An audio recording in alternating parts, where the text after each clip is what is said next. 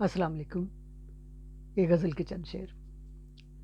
ज़िंदगी रुक गई है चलते हुए, ज़िंदगी रुक गई है चलते हुए, शाम भी चुप हुई है ढलते हुए।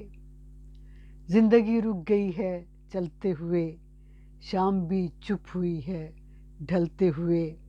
आओ सूरज डुबो दे पानी में, आओ सूरज डुबो दे पानी में, ये भी अब थक गया है जलते हुए। आओ सूरज डुबो दे पानी में, ये भी अब थक गया है जलते हुए। और अश्क भी रेत की तरह खटके, अश्क भी रेत की तरह खटके, जब भी देखा है आँख मलते हुए।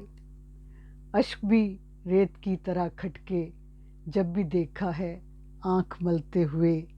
और आगे एक वहशतों का जंगल है, आगे एक वहशतों का जंगल है, सोच लो रास्ता बदलते हुए। आगे एक वहशतों का जंगल है, सोच लो रास्ता बदलते हुए।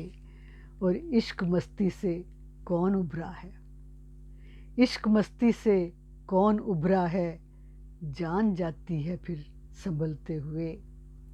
इश्क मस्ती से कौन उभरा है, जान जाती है फिर संभलते हुए।